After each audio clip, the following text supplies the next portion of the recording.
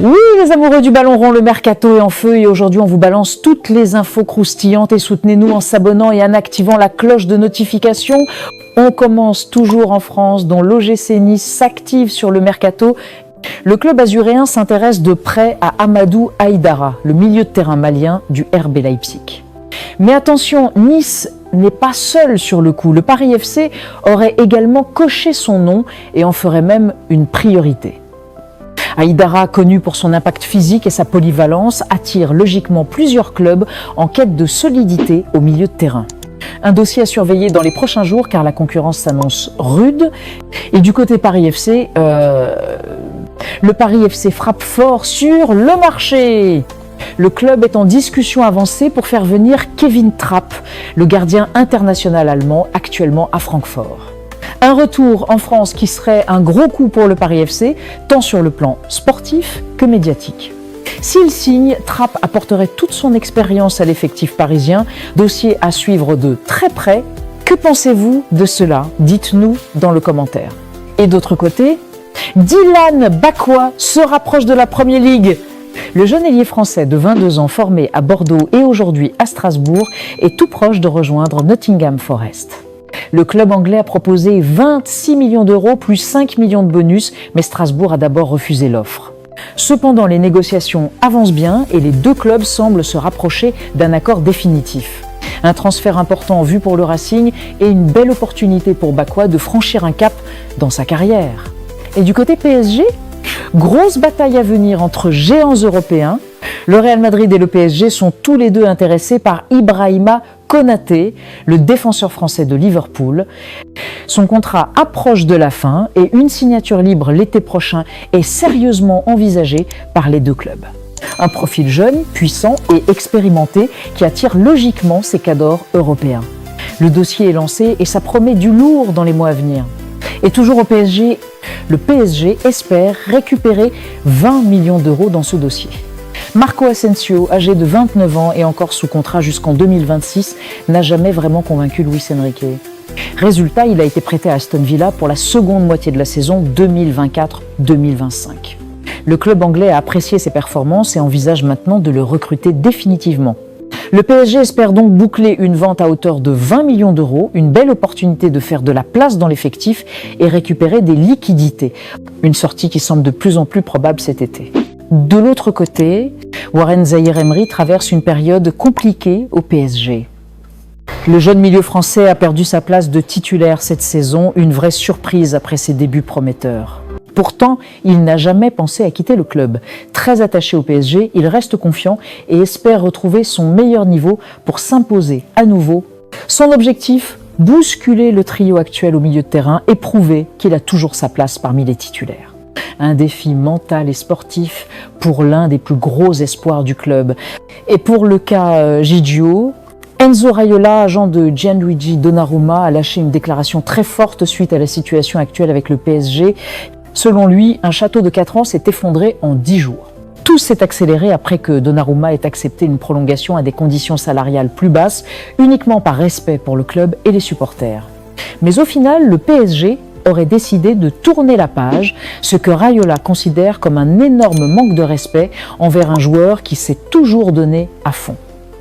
Il ajoute que l'image de Donnarumma a été abîmée et envisage d'agir avec ses avocats. Une sortie très tendue qui montre que la séparation entre Gigio et le PSG risque d'être bien plus houleuse que prévu.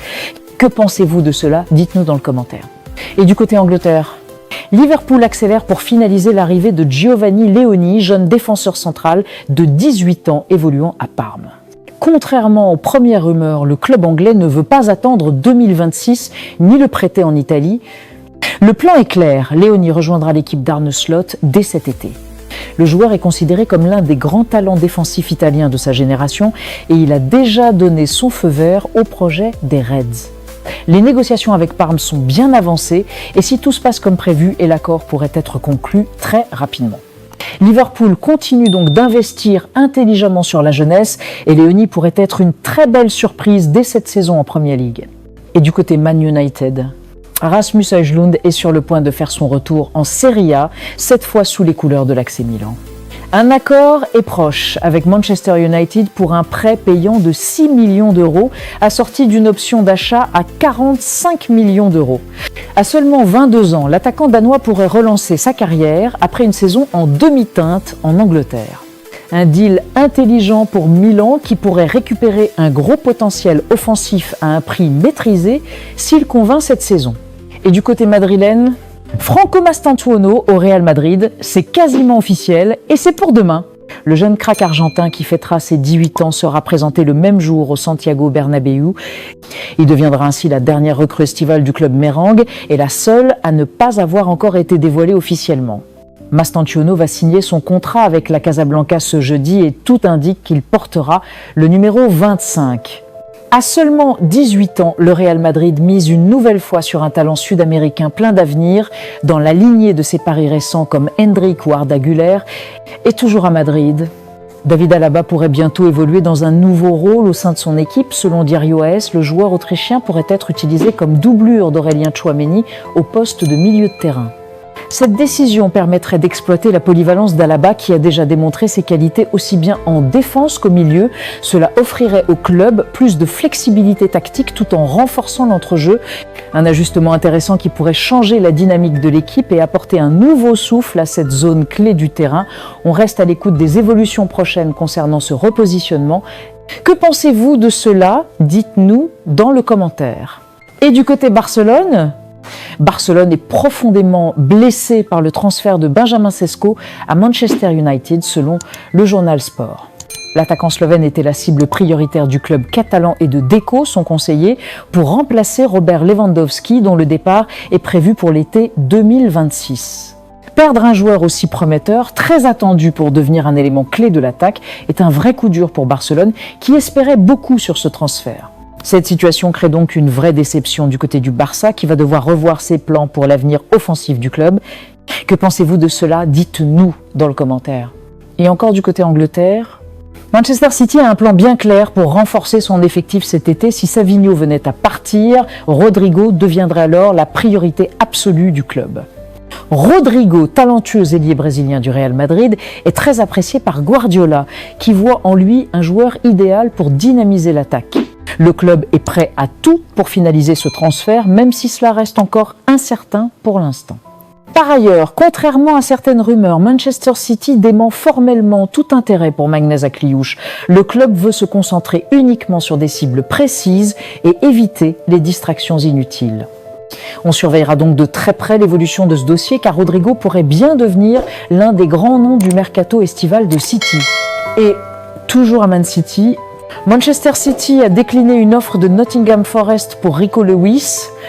Le club anglais proposait 25 millions d'euros, plus 5 millions de bonus, mais City juge la proposition insuffisante.